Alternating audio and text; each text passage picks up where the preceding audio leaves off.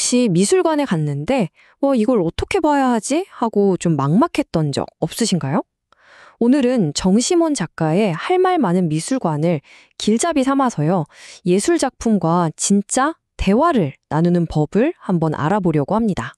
사실 많은 분들이 미술관은 왠지 좀 어렵고 작품 앞에 서면 꼭 정답을 맞춰야 할 것 같은 그런 기분이 든다고 해요. 마치 우리만 모르는 어떤 비밀 언어가 있는 것처럼 말이죠. 근데요, 이 생각을 한번 확 바꿔보면 어떨까요? 이 책은 말합니다. 예술 감상은 시험이 아니라고요. 그저 작품과 나누는 대화의 시작이라고 말이죠.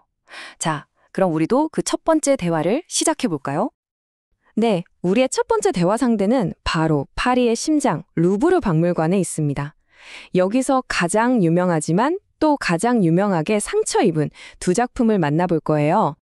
사모트라케의 니케와 밀로의 비너스. 이 두 작품은요, 단순히 부서졌기 때문에 불완전한 게 아닙니다. 오히려 그 반대예요. 바로 그 불완전함 때문에 완벽한 걸작이 됐다고 할 수 있죠. 이거 정말 흥미롭지 않나요? 두 조각상 다 자신의 결점을 완전히 압도적인 아름다움으로 바꿔버렸어요. 니케의 저 웅장한 날갯짓을 보세요. 머리랑 팔이 없다는 사실조차 잊게 만들잖아요. 그리고 비너스의 사라진 팔은 우리한테 끝없는 질문과 상상을 던져주고요. 밀로의 비너스의 저 사라진 팔 때문에 우리는 그냥 구경꾼이 아니라 꼭 탐정처럼 변하게 돼요. 혹시 활을 들고 있었나? 아니면 그 유명한 황금 사과? 혹은 거울을 보고 있었던 건 아닐까? 하고 말이죠. 그녀는 과연 뭘 하고 있었을까요? 그러니까요, 이 작품과의 대화는 과연 어땠을까? 하는 질문을 던지는 바로 그 과정 자체인 거예요. 그리고 그 질문에 대한 답은 우리 각자의 마음속에서 완성되죠. 바로 그래서 이 경험이 더 특별하고 나만의 것이 되는 겁니다. 자, 다음은요. 작품뿐만 아니라 건물 자체가 엄청난 이야기를 품고 있는 곳입니다. 과거와 미래가 아주 극적인 대화를 나누고 있는 곳, 바로 오르세 미술관으로 가보겠습니다.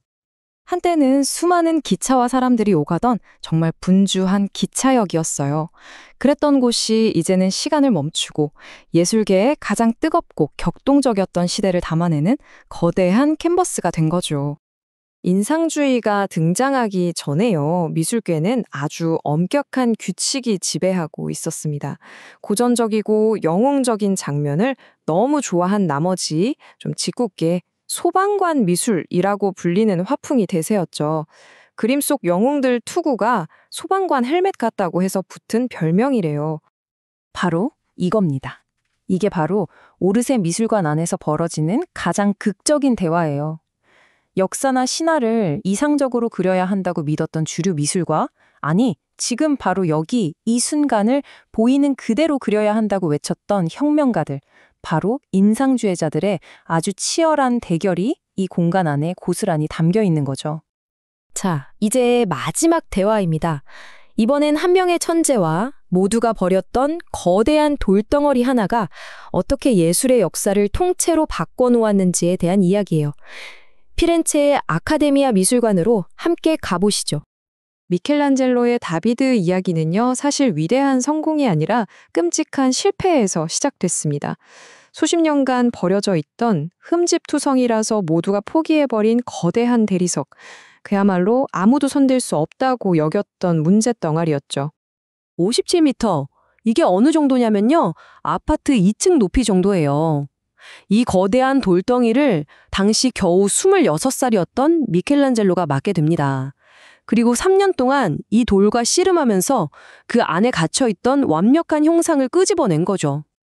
근데 미켈란젤로의 생각은 좀 달랐어요. 그는 새로운 걸 만들어낸다고 생각하지 않았습니다. 이미 돌 안에 잠들어 있는 천사를 보고 그를 밖으로 해방시켜줄 뿐이라고 말했죠. 와, 정말 놀라운 관점의 전환 아닌가요? 미켈란젤로의 천재성은 그냥 조각을 잘하는 데만 있었던 게 아니에요. 아래에서 올려다볼 관객들을 위해서 머리와 손을 일부러 더 크게 만든 치밀한 계산, 또 금방이라도 움직일 것처럼 생생한 자세, 콘트라포스토를 구현한 해부학적 지식, 그리고 다른 모든 사람들을 좌절시켰던 돌의 결함까지 이겨낸 그 순수한 의지, 이 모든 게 합쳐진 결과였죠. 결국 완성된 조각상은 너무나도 경이로워서 원래 계획을 바꿀 수밖에 없었습니다.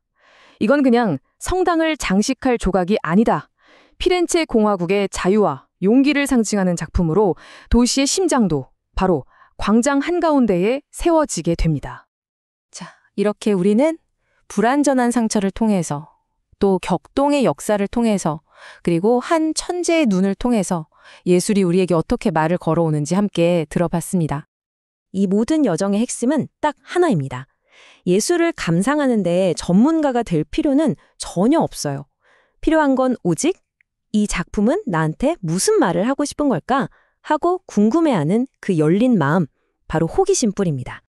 그게 세계적으로 유명한 박물관이든 우리 동네 작은 갤러리든 아니면 그냥 길모퉁이에 있는 조각상이든 상관없습니다. 모든 예술 작품은 저마다의 이야기를 품고 있으니까요. 자, 당신의 다음 대화 상대는 누가 될까요?